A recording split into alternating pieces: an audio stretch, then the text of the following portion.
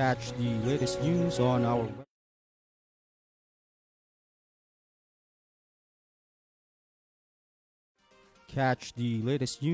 our website tribune.net.ph and follow us on Facebook, Twitter, and Instagram.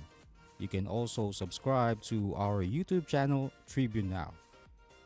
The Daily Tribune is one with the nation in facing the COVID-19 crisis, and in line with this, the Daily Tribune digital edition and press reader is now available for free online. You can also download the Daily Tribune app on Apple Store for iOS users and Google Play for Android users to get the latest and most comprehensive news online. Daily Tribune is also inviting everyone to join its community Viber Katribu to get updates on the freshest and hottest news and entertainment stories of the day. Tarcito emoticons are also available on our community Viber. Just click on the link in this video to join.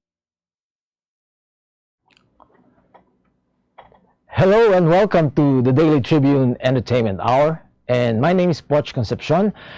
Today we're privileged to have as guests the winners of the Viddsee Juree Awards Philippine Edition. Founded in 2017, the Juree, as it's popularly called, is an annual short film competition that celebrates the films or the short films of Singapore, Indonesia, and the Philippines. Here to talk to our guest is our columnist, Stephanie Mayo. Let me turn you over to Stephanie. Steph? Hi, everyone. I'm Stephanie Mayo. Welcome to the Entertainment Hour. We are very excited this afternoon to have our guests. Sila po yung nanalo sa Viddsee Juree Awards. Ito ay short film competition and nangyari yung virtual award ceremony last September 13. We have here James Allen Fajardo, who won the gold. He won the top prize. And we have Cynthia Saluba, who won the silver award. And we also have Leviste, who took home the prize for a special mention award. So thank you guys for making this possible. Congratulations for winning the competition. Babata pa lang. Babata pa lang. Yeah. Oo nga eh. Parang pakiramdam ko to sobrang tanda ko na. Okay. So, kamusta naman? Kamusta naman kayo ngayon? We are live on Facebook. Yes. And yung Viddsee Juree Awards, this is sa Southeast Asia.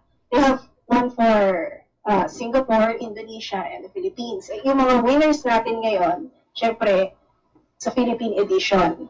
So, ang unang tanong lang namin, but before that, we would like to tell everyone or share to everyone that James Fajardo's film titled The Boy Who Bleeds in the Middle of the Sea, yun ang top one. Cynthia Saluba, the dark comedy Petsa de Peligro. And Leviste, last semester na ni Peter. So what was your reaction when your short film won at the competition? Start muna tayo kay James. Yeah, siguro I was very surprised nung nalaman ko kung nanalo yung film ko. Kasi even just making to the top 10, it's all really a big deal for me. Kasi there were a lot of submissions for this year, like 100 plus. So it was really a blessing already to be part of the top 10.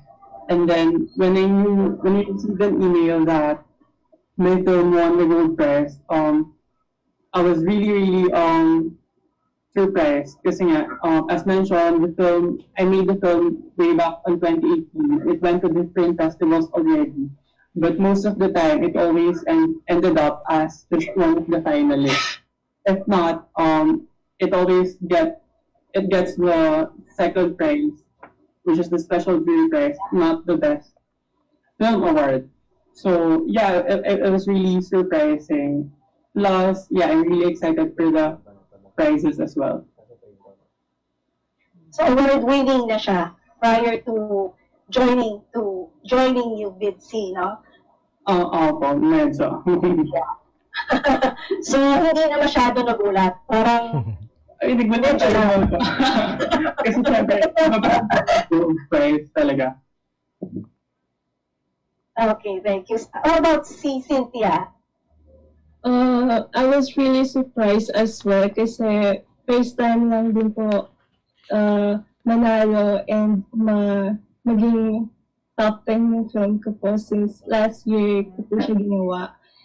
And then, ayun, nagulat din. Yes po. Nagulat din ako nung, ayun nga, kasama siya sa top 10.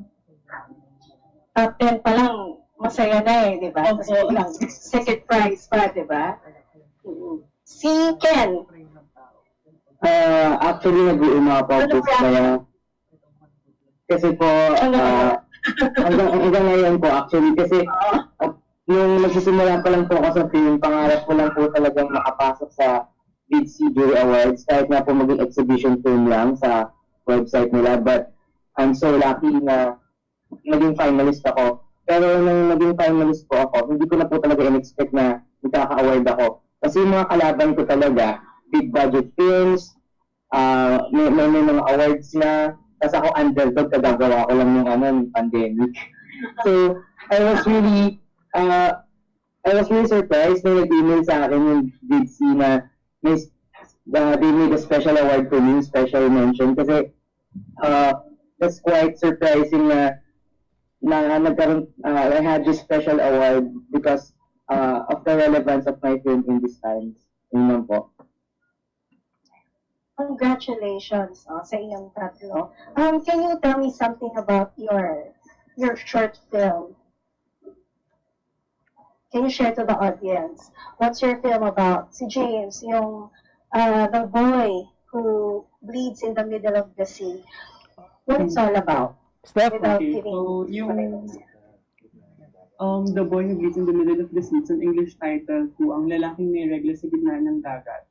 So it's about a teenage boy who had a menstruation in the middle of fishing, while his fishing community faces an impending demolition. James, medyo na-intriga ako sa story, no? Is this the first time that a story like that has been made into a film? Yung isang bata na nagme-menstruate. Paano mo naisip yun? Intersex siya, no? Or It's very, very intriguing, you know. It's fiction, of course, na? Yeah, siguro locally, wala po akong medyo nakuha ng research na film na gumawa noon. Pero I think foreign movies, may mga napanood po ko yung mga XY, I think yung title ay XY, plus meron pang other films na nakalimutan ko yung title. And then I got the inspiration from one of my communication class. My professor mentioned about a case of a boy who had a menstruation, but internationally pa rin yung situation. So there, it all started there. I got that inspiration din sa Ako, ang napanood ko, Metamorphosis. Mas recent yun. Which is most recent, yeah. Yeah. Although I haven't seen that. James, you talked about several issues in your short, the intersex condition, poverty, activism, dynamite fishing. But which issue are you hoping to have more impact on the audience? Yeah, so the focus of the film is really on the identity of the main character, Simon, right? It focuses on its finding of his own sexual identity. And this film aims to show the intersectionality of the gender struggle or the gender issues with the class struggle. So the incorporation of the activism, the poverty of dynamite fishing and land grabbing I wanted that to show the interconnectedness with the gender struggle that Simone is facing. Mhm. Nice. You've mentioned about your short film's relevance, no, sa present day as it relates to the anti-terrorism bill. I've read that somewhere in an interview. Um, in your opinion, is activism an act of terrorism? How do you define terrorism? Who are considered terrorists? Okay. Yeah, Yeah. I'm a student activist during my undergrad years. I'm also a member Okay.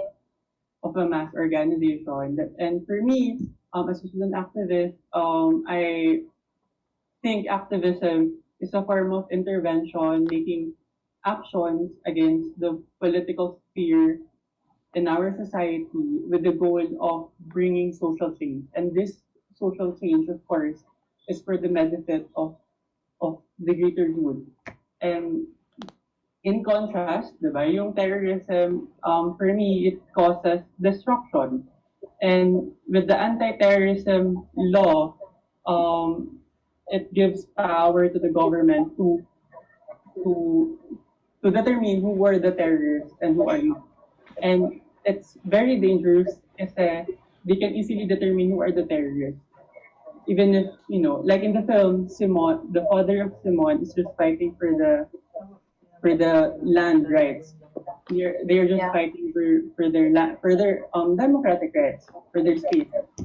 But unfortunately, they were shot. He was one of the people who was killed in the battle, and yeah, I think it reflects to what can happen or what have happened with with the anti-terrorism law. I see. Thank you. James, yung actors mo, were they first-time actors? Are they professional actors or not actors? The main character Simon, he's also from UP, and the Ah, other okay. guy is also Pancho, is also from UP also. So they're not really like a professional actors. And then Mhm. for Miss Rochelle, the mother, we got her from a casting call. So I think Okay. she has a background on theater, I think. James, Yeah. So, pa, okay, sure, Pachon. Yeah. James, Go ahead, Pachon. gaano katagal mo sinut yung film mo? At nahirapan ka ba? At gaano kalaking ginastos mo? Okay. So yung film ay for my directing class, just to give a background, it's a class requirement. In UP Diliman, right? Yeah, in UP Diliman. Okay. It took me 2 days to shoot because it's an out of town shoot. We shot it in Batangas. And then the expenses is around 70,000 pesos. Mhm. Wow. Since I did not pay for my crew members. Most of my crew members are also my friends. So it's a pro bono thing in film school. So Okay. it wasn't really hard to shoot the film because as you can see, the shots, the treatment of the film is use one shot per sequence, or it makes use of long takes. So during the shooting, it was very easy to shoot and they finished early, which allowed to give my crew members an ample of time to rest. Thank you. Saan siya ulit nanalo prior to Viddsee? Toronto? Yeah. It screened to different international and local film festivals, but it only won at Indiun Film Festival at De La Salle University. It won the Special Jury Prize and the Best Screenplay. And then we also had a film festival in UPFI at UP Film Institute. And then it won the Special Jury Prize also and the Best Editing. Wow. So, James, curious ako, no? Your protagonist, si Simon, interestingly, has a non-speaking role. Hindi siya nagsasalita masyado. Why did you choose to make him silent? Yeah, siguro, kasi yung pelikula, di ba, parang it's very short. Yung scope lang niya is around 2 to 3 days in terms of the cinematic build ni Simon. And Okay. in order to give the background ng character, which is naka-experience siya ng traumatic event, which is yung pagkamatay nga ng kapatid niya because of the dynamic system. Yes. I decided to manifest that through removing his speaking lines. Parang siyang may complex trauma, no? So after the death of his brother, and then, biglang nag-mens siya while fishing. So, interesting siya. Any questions for James, Pak, or Cholo? Okay na ako. Before we proceed. Salamat, James, ha? Okay, Congratulations. Congratulations, James. So, Cynthia, yung iyo naman, it's a dark comedy.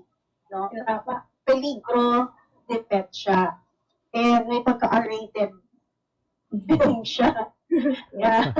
And napansin ko, you seem to have had a lot of fun doing the shoot, relax yung mga actors mo. And it's your first ever short film, is that correct? Na sinali sa competition? Yes po. Yes. Yung first short film ko po na sinali sa competition is this film po, Petsa de Peligro. But not my first ever short film po since I'm studying digital filmmaking in Benil. May subject po ko required mag-submit ng short film every week. So ito lang yung unang pinasok sa competition. Yes po. Right? Yeah, ayun. So how would you describe yourself as a director? Are you the tense kind, the strict kind, or the collaborative kind? Can you share with us ano yung dynamics o yung environment sa set? Specifically dito sa short film na to. Yeah.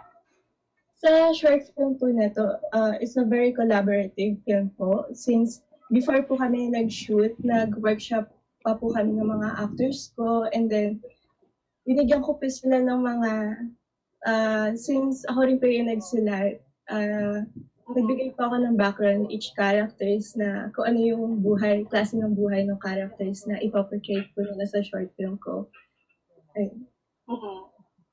Can you tell us something about your film pa? Para mas, yung synopsis niya. Para alam ng ating viewers. Kung saan talaga pong Petsa de Peligro.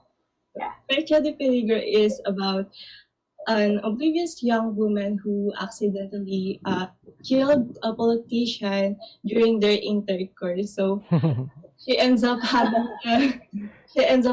a dilemma whether she should call an ambulance or the local authority. But in the end, she chose to face her greatest fear of expressing herself to other people when she asked for help from her neighbor. Is that based on So the characters in your film, di ba marginalized sila? And the lead is a sex worker. Yes. Is that correct? Yes. Is she a sex worker? So, curious lang ako, what are the legal repercussions when someone dies with coital or having sex with a paid sex worker? Ano ang legal repercussions niya? Na-curious kasi ako eh. Ano ba yan? Death by natural cause? Yes po. Okay. Teka muna. Cynthia, is this your story, your film? Is it based on real life events? Story mo din siya. Totoo ba yan? Nangyari? No po. Ganon? Kasi ako may nabalitaan ako nangyari ganyan. Dalawang incidents. But anyway, back to the question. The legal implications. Ayun. Yung legal, niya. Pero syempre ito comedy, so may adventure, di ba? Magkatapos. Technically, pero nung i-research mo siya, pag ganyan na natural death, habang anong legal, nun? lalo na paid, sex worker siya, di ba? Sex worker siya. Tapos nangyari yun. Anong legal repercussions doon? Sakaling nahuli sila. Dapat po kasi, ang logical thing po na dapat gawin niya is, ayun nga, to call an ambulance po. Para i-report, Pero no? since, yun po yung napatay niya and may connected po siya sa, and then married pa po. So, ayun, nahirapan po siyang gawin yung tamang decision. Graduating student din po. Ayaw niya masira yung buhay ko. Kaya, ganun yung Wow. So, yan natin sa spoil, panoodin na lang yung mga viewers. Gusto ko panoorin yun. Petsa, Peligro. Okay. If you're going to do your next project, Cynthia, comedy pa rin ba siya? Kung sasali ka ulit, nag-enjoy ka ba sa genre na comedy? Enjoy naman po. Pero parang ngayon, parang gusto ko na mag-experiment po. Parang iba. Mag-experiment. Yes po. Congratulations, Cynthia. So, Congrats, dapat tayo kay Ken. Si Ken naman. Cholo, meron ka pang questions for Cynthia? Hindi, ako excited ako panoorin. Papanoorin ko yung mga films nila. Kasi, Unahin mo. hindi kay James din eh. Nakaka-intriga rin eh. Oo. Okay. Alright. yung kay Ken naman, ang last semester ni Peter, no? Last sem na ni Peter Curious po. ako, Peter, last semester na ni Peter. Right. Kailan mo siya shoot? June 2020 po. Nung So, ECPA. June, dito sa Metro Manila.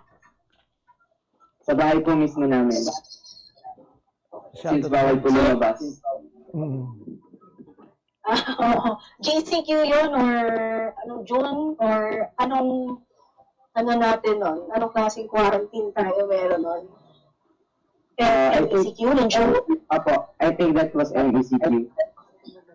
MECQ. So, how did you shoot the exterior scenes? Kasi meron ka din sa labas eh.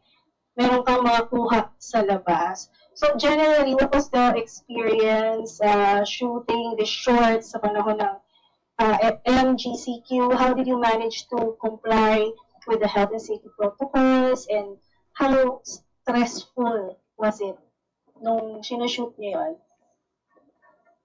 Actually, madali lang po yung sa bahay. Pero nung nasa labas na po kami, sinasaktuhan ko po pag namamalengke si mama. Dinadala ko po yung DSLR ko. Tapos, ayun, shoot ko siya. Tapos pag ako naman yung nasa labas, yung sa dulo po, yung magkasama na kami sa labas, ayun, sinama ko na yung kapatid ko. Tapos nanghiram kami ng quarantine pass. Para, para tatlo kami. So, ayun po. I minimized po the shot sa labas kasi, of course, minimum health protocol po tayo. And baka hindi palabasin yung film ko pag lumabag eh. So, may suspense din kahit sa may suspense din po. Opo, tumitingin po nga sa akin yung barangay nung shooting ako sa labas eh. Hindi ka kinausap? Hindi naman po, tinanong lang. Para saan yan? Project po, school project. Papasa lang po, requirement. Sabi ko kung ganun. Oo. So, para dun sa mga nanonood na kasama natin ngayon, no, yung film ni Kevin Leviste, portrayal ng panahon ng pandemic, ng buhay ng isang estudyante. Gagraduate na siya at karanasan niya ngayong pandemic, no? In isolation, yung struggle. So, sa totoo nung pinapanood ko siya, talagang nakakapagod, overwhelming kasi sa isang estudyante. Yung panahon ngayon. Very timely, no? Hirapan.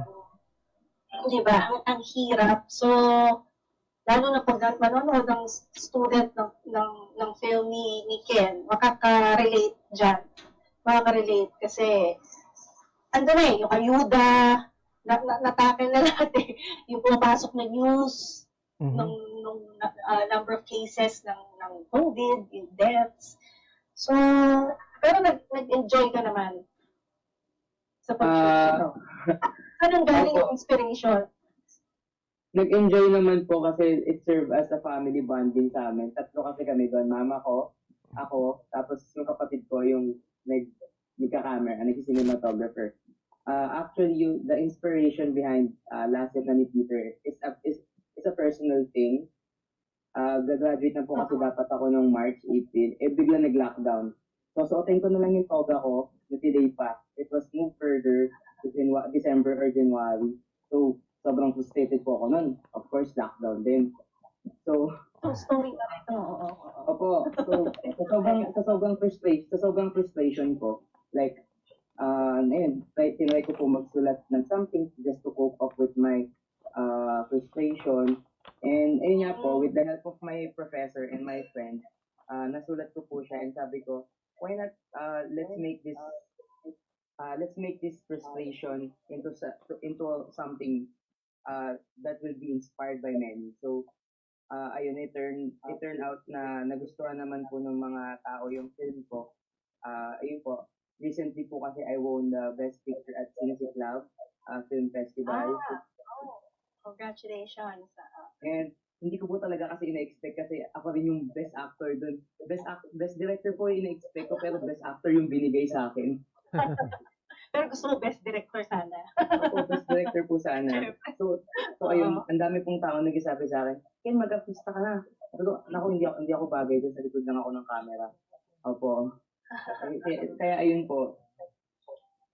Plano pa bang gumawa ng marami pang shorts habang pandemic in isolation? Ang dami kasing filmmakers na gumagawa talaga ngayon ng films in isolation.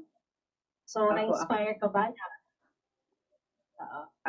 Actually, I'm currently editing my latest film. Documentary naman po siya. It's about education pa rin. Because I'm from a family of educator. Mama ko po is teacher, mga tito ko, mga principal teacher po. So parang it's a way for me to tell their stories ng estudyante or ng teacher at ng kung sino mang estudyante na struggling in this dark times. Opo. Alright. Hirap na talaga. Steph? So, sasali mo rin siya. Siyempre. Opo, isasali rin po. Steph? Yes, Pacholo. We're gonna take a short break. We're having a very interesting conversation to the viewers with James Fajardo, Cynthia Saluba, and Ken Leviste. They're the winners of the Viddsee Juree Awards. It's an international short film competition that celebrates the best short films of Singapore, Indonesia, and the Philippines. We'll be right back. Magsha-shopping na lang ako! Hashtag 143SM. Call to deliver. Hello, can I get the following? One pink chair, bed sheets, the pink yung sofa, tapos slide, size 8, pajamas na blue. Oh, don't forget my hashtag 143SM. Call to deliver. Wait lang. Okay ba yan? Anything at the SM store, ma'am. Call to deliver. Kuya, pwede rin ba ako magpa-deliver sa ate ko sa Taguig, tapos sa friend ko sa Davao, tsaka sa fiancé ko sa Lipa? Okay ba yan? Kahit saan po, pwede kami mag-deliver. Call to deliver.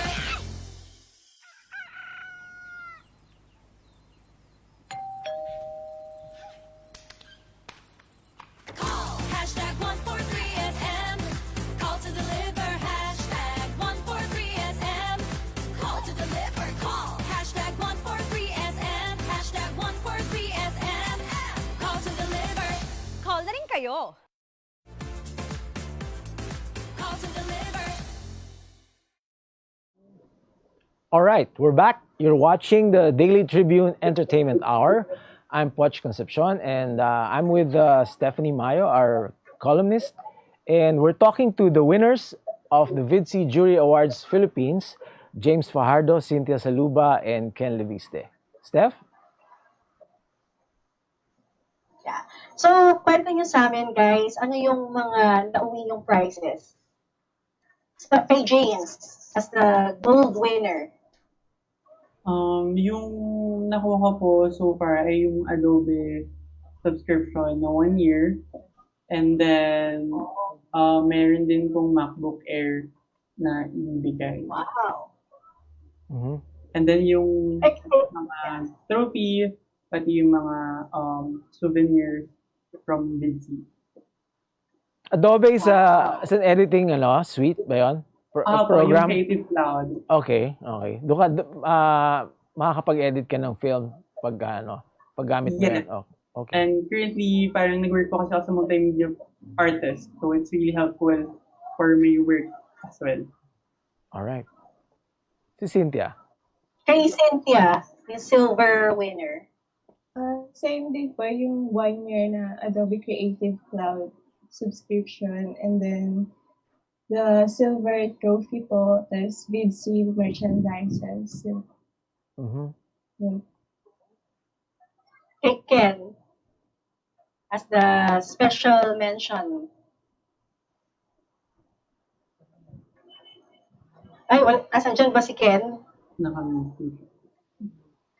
Hello po. Yun din po, same with them. I would like to thank Viddsee. Binigyan po ako ng 1 year na Adobe. Mahal po kasi ngayon ko lang po naranasan. And ayun po, Viddsee Kits. And kahit po wala po akong iPad or MacBook, meron naman po akong certificate ng Viddsee. Ipapa-frame ko po yun sa bahay. Kasi pangarap ko talagang manalo dito. Bakit Ayun pala po. Viddsee ang napili nyo? Kayong tatlo, kahit sino unang sumagot. Bakit naisip nyo, bakit Viddsee ang napili ninyong salihan? Sige, si Ken, tapos si Cynthia, tapos si James. Ayun nga po, filmmaker dream ko po kasi siya. Nagsistart pa lang ako, dun po ako nanonood ng mga magagandang short film inspiration. Ayun po, and tinry, nagbakasakali lang naman po ako, pinasa ko po yung film ko nung pandemic. Tapos, ayun, hindi po ako maasa na magpili, but I was luckily part of the top 10 and now special mention award. So, I was really happy because I think Viddsee is a good platform that will showcase different good stories throughout Southeast Asia. Mhm. So, matagal ka na kasing fan ng Viddsee. So, kaya yan na rin sinalihan. I see. Si Cynthia, Same lang din po, since I really like their matagal ka na nanonood. ayun, nanonood din po ako sa mga short films nila online, and then I decided to submit my film dahil na-inspired po ako dun sa gold winner last year, which is ka-schoolmate ko din po from Binil. Tinry ko lang din. Si ano yun? Ito yung may Saint? Opo. Santa Nena. Santa Nena, yeah. Okay. So, classmate mo siya? No po, mas higher year po siya. Kasi international din siya. So, sa kanya mo nakuha yung Viddsee? Or matagal ka nang aware sa Viddsee? Cynthia. Doon pa lang po ako naging aware sa Viddsee po. Yung last year lang. Si James, what about you? Why did you choose Viddsee to enter your short film? Siguro, parang after 2 years of submitting to different festivals rin, parang feel ko na-exhaust ko na rin siya. And usually, yung mga film festival kasi ito, they have like limited time of streaming on ground and on. So, now na parang na-exhaust ko yung mga festival, parang for me, the time na rin to really put my film online. Parang mas marami pang makanood. I decided to submit na rin. But yeah, I've been watching Viddsee for the past years kasi for my other short films, parang ng mga inspiration. May tanong ako sa tatlo. Steph? Yes, Machala. Yeah. Para kay silang tatlo, ano? Sino ang mga filmmakers na hinahangaan nyo o naka-influence sa inyo? Both here and abroad.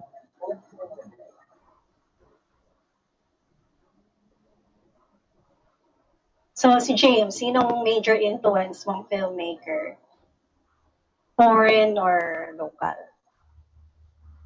Yeah, I think it's really hard question. Pero parang in terms of film, wala naman masyado talagang naka-influence in terms of style and treatment. Pero I'm more of like looking dun sa mga topics ng mga pelikulang tinatalakay eh. So, since most of my films are focused on gender issues and sexual identity, so mas pinapanood ko talaga yung mga pelikulang mga tumatalakay sa ganun. So, one of the filmmakers na napapanood ko talaga is yung isa siyang Spanish director, si Pedro Almodovar. Mm. So, gumagawa siya ng mga queer films internationally. Sikat siya, Almodovar. Oh. Yeah. Mm. Pain and Glory, napanood mo na. Not yet. Medyo late lang po siya, diba? Hindi pa. Yeah. So, ano to, Cynthia? Sinong influences mo? Sa local po, si Direk Ishmael Bernal po, since I really love Himala. And, Ishma. pero yung sa film po ng Petsa de Peligro, mas Wong Kar-wai po yung peg ko po doon. Lalo na sa cinematography po. Pineg ko po siya sa cinematography ng Fallen Angels. Kaya ganun din po yung mga angles sa shots ng film ko.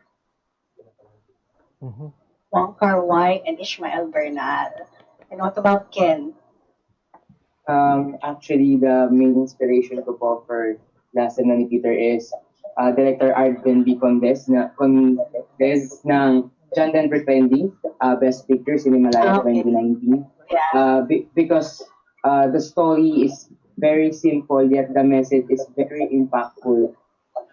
Ayun nga po, dun po ako na-inspire na kahit tipong with a small budget and with a small crew, you can make something great that will deliver an inspiration and a great story to the world. Yun din po, dun din po kasi kami nag-base ng acting ng kapatid ko. Siya po kasi nag-acting coach sa akin. Wala po masyadong emotion or dialogue or melodramatic acting si John Denver. And same goes with Peter na yung ginawa kong acting. I made it something similar na sa ganitong acting, we can still make a story na makaka-relate po yung ating audience. And for international naman po, restrained. For international naman po, of course, Christopher Nolan for his high concept films po, like Inception, and yung favorite ko na superhero film na The Dark Knight. Yun po. Gusto ko din yun, Dark Knight. Pacholo, do you have any more questions? Meron ba kayong balak gumawa ng full-length feature aside from short films?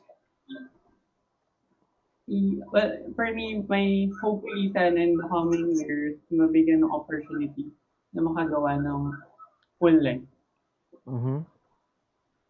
Mga 10 hours parang Love Diaz. A joke. Pwede. Cynthia. Yes din po. Actually, tinatry ko pong bumuo ng kwento ngayon, lalo na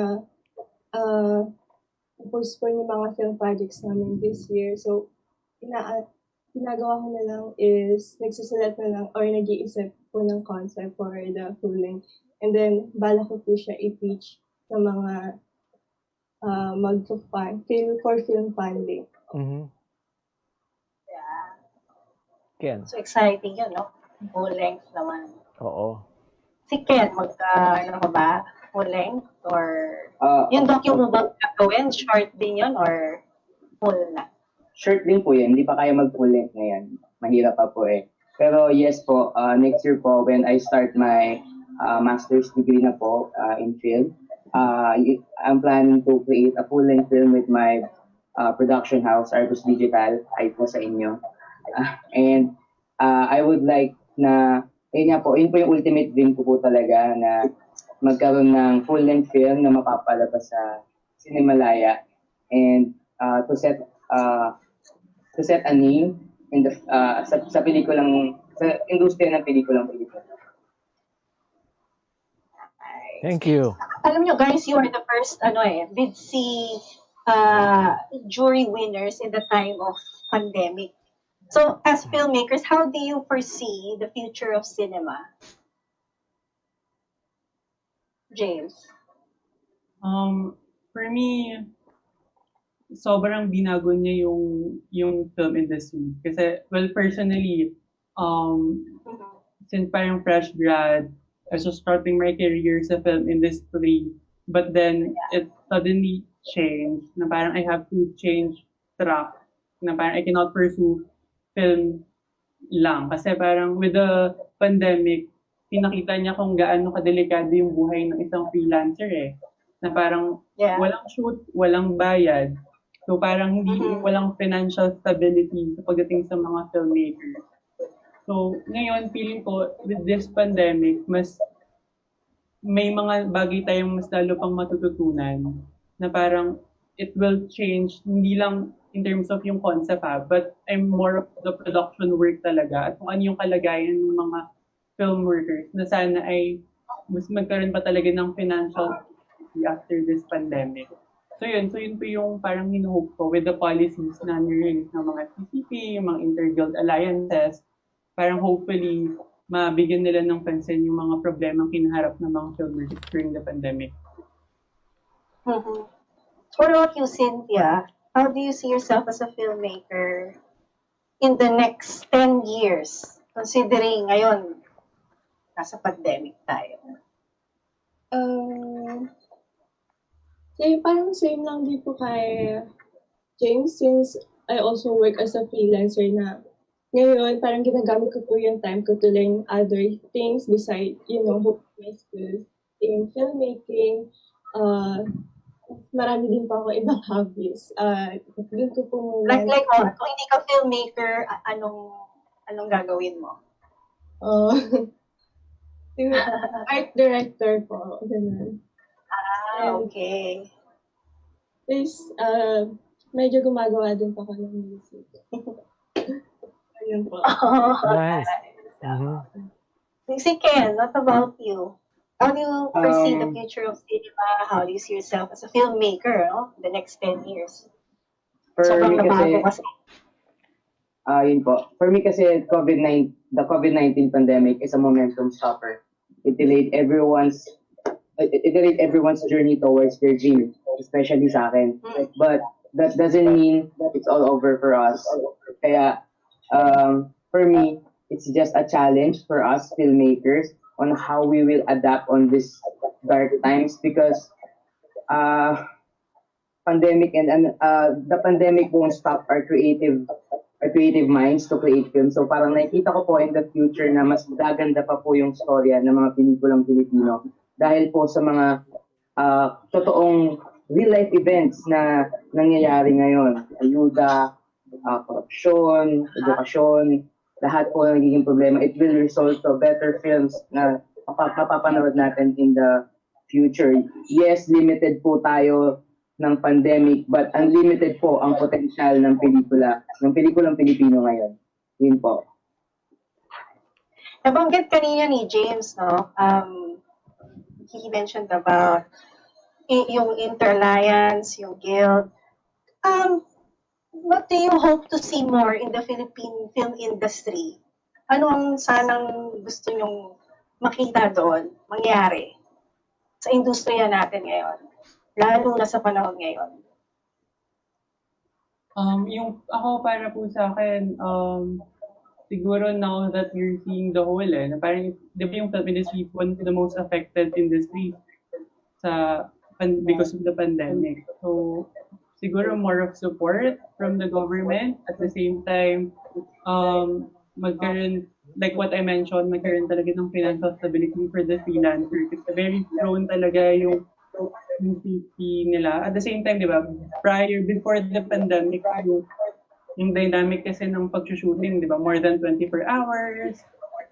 Kaya medyo prone to health yung mga tao. Tapos ngayon, with the rules, di ba, nilimit na lang nila up to 8 p.m. kailangan pack up na, ganyan. So, hoping na, feeling ko yung mga good things na nakukuha, mga good policies or good rules. Like, for example, yung limitation of working hours ay ma-adopt din natin in the coming years, even if without the pandemic, to ensure talaga na mapalakas yung mga immune system ng mga filmmakers at maiwasan na natin yung mga pagkakasakit ng mga direktor at iba pong mga kasama sa paggawa ng pelikula.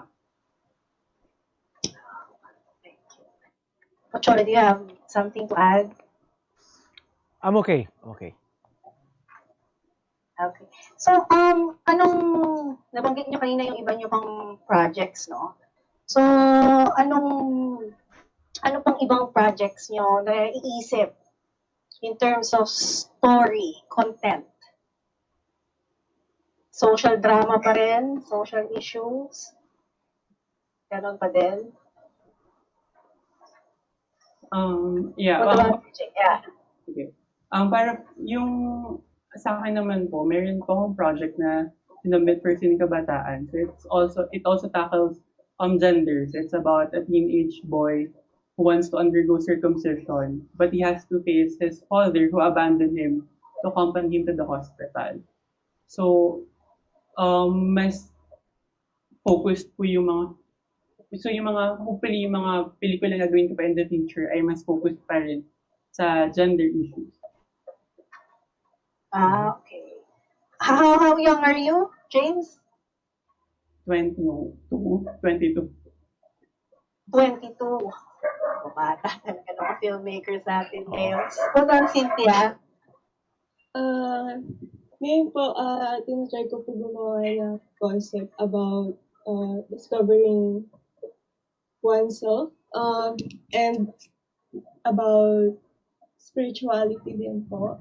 Ayun gusto ko po ito sana next. Spirituality. So parang positive naman ngayon, magbigay ng hope.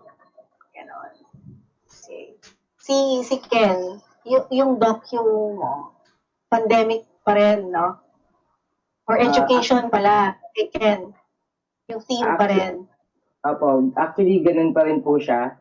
Same with Peter, it's about the pandemic, education, poverty, na kinakaharap po na. But to introduce my next project, actually, the documentary film is about a mother who is looking for funds sa buong city nila para mabilhan ng cellphone yung anak niyang mag-grade 1 na mag-online class. So, I would like this film to be an eye-opener to all calling out for the #academic freeze because not all are privileged enough para makapag-aral ngayon in this new normal setup. And ayun nga po, after this po, I can focus na on yung una ko pong talagang pinapropose na project. It is a online series about online education din po. It's an anthology series po, collaboration with different film directors po na kakilala ko, na it tells the different stories of students, teachers, and educators sa pandemic po na to. And hopefully streaming soon po sa YouTube po namin at Artus Digital. Ayun. So, itong pagkapanalo ninyong tatlo sa Viddsee, ano-anong mga opportunities ang na-open sa inyo? Anong mga opportunities na nabuksan? May nag-contact ba sa inyo? Meron bang opportunities na pumasok after you guys won the awards? Ken? Ayun po, nakakatawa po kasi after po nung manalo po ako sa Viddsee, first time ko po na dyaryo, na feature kami tatlo sa Inquirer. Bumili po talaga ako nun, tinago ko po yun sa cabinet ko. And of course po, nakakatuwa din po na after po nung pagkapanalo ko, even before hindi pa po ako nananalo, this person I know, DL, she wants to produce my next film. And ayun nga, after po manalo sa natuloy po yung film na gusto niya i-produce for me, which is the documentary film. So, DL, if you are listening here or watching right now, thank you very much. You've given me another opportunity in this industry. And yun po, marami na rin pong mga filmmakers and multimedia artists na gusto po makipag-collaborate po sa amin at Artus Digital to create something something new and something interesting. Kaya nakakatawa po. Ay, last na po talaga. Binigyan ako ng lola ko ng 5,000. Akala niya kasi talaga, naghihirap kami sa akala niya totoong buhay yun, yung film ko. So yun, binigyan niya ako 5,000 pang ko daw. Para daw may wifi na daw si Peter. Ayun po. Yun lang naman po. Ang galing. Sorry po.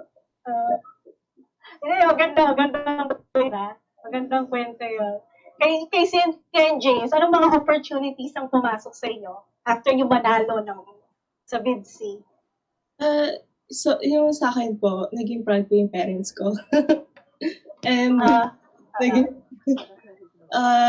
tapos may mga nag-message rin po na nagustuhan nila yung film ko and gusto rin nila makipag-collaborate. Pero, since nasa ibang bansa sila, nasa ibang bansa po sila, hindi naman po namin pwedeng gawin ngayon. Baka balang araw, no? Opo. Pero ibig sabihin, hinangaan nila yung film mo kasi gusto nila mag-collaborate, diba? Tsaka nakaka-encourage, nakaka-motivate pagka nagustuhan ng tao yung gawa mo. Gusto bang gumawa ng gawa. Nakaka-inspire. Si James, anong opportunities? Parang wala naman po masyado na dumating. Wala pa naman po or anything. Pero yeah, for me, it's more of self-confidence lang talaga. Parang booster siya ng self-confidence na parang, there are people that like your film. So, parang, at least may talent may mga tao na appreciate ng talent mo, which will allow you to do more pa in the future. Yeah, exactly, di ba? Kasi nakakataba ng puso siya. So, na-encourage ka di ba? Appreciate yung... So, you are young filmmakers and award-winning na kayo ngayon. Ano ang mabibigay yung tips sa mga aspiring filmmakers, lalo na sa panahon ngayon ng pandemic? Anong magiging advice na mabibigay niya sa kanila? Yeah, James. For me, siguro yung best learning ko as a filmmaker is really to experience the world. In a sense na you have to live. Kasi if you're just confining yourself, although, stay at home, pero stay at home, pero at least, at home, experience things virtually, diba? Parang yung point lang naman ay makaranas, mabuhay ka. Kasi dun sa pamumuhay mo, dun ka makakakuha ng mga kwentong pwede mong gawan ng pelikula. Since most of my films are very personal to me, parang dun ko siya hinuhugot dun sa mga personal na karanasan ko. And as they say nga, parang the film that you make, it tells something about you, a part of you. So, yun, with the amount of films that are already created, parang you have to create films that will stand out or that will separate from other films. And you can do that by making extraordinary or the most personal stories that you've had. Great advice. All right. Yeah. The future of Filipino filmmaking looks bright. Dahil meron 3 tayong mga batang-bata na filmmakers. Maraming salamat sa inyong lahat, sa inyong 3. Steph, mapapanood ng viewers yung mga films nila, no? Saan nila pwede panoorin? Yes. Punta lang sila sa viddsee.com and lalabas dito sa screen yung link. Pero they can search for the film, they can Google it. For example, for James' film, The Boy Who... Sorry, haba ng title. Kayo na mag-promote. Ayun.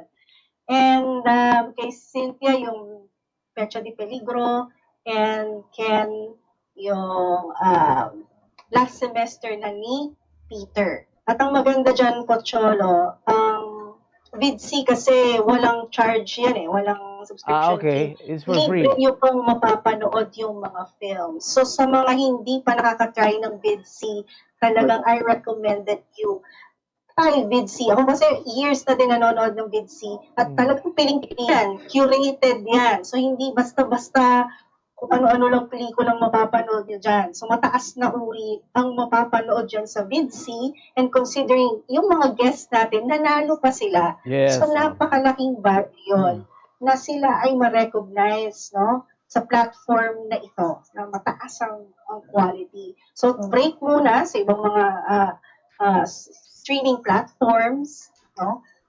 Mag-Viddsee, try natin yung Viddsee. And yeah, lalabas dyan sa link para mapanood natin. Thank you very much, no? Thank you very much, our guests, James Fajardo, Cynthia Saluba, and Ken Leviste. Nag-enjoy kami sa inyong kwento, sa process ng filmmaking ninyo, and we hope to see more of your projects in the future. Aabangan namin yan. All right. That was the Daily Tribune's Entertainment Hour. We'll see you again. Thank you.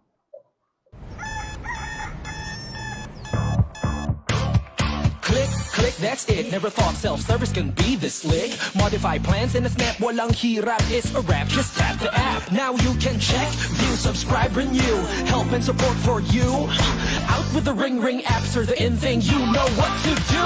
Globe at home and Globe One, all in the Globe app na yan.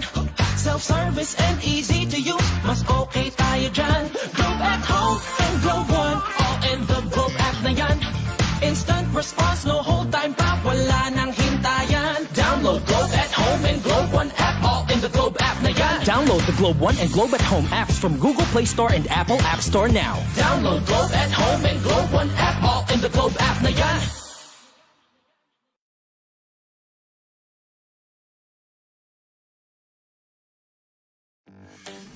Araneta City, home to the country's first indoor shopping mall, the world's original Thrilla, and the first ever Bini Bini pageant.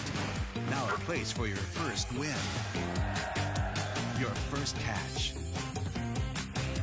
your first home, your first big break, your first date, and even your first love. Araneta City, the city of firsts.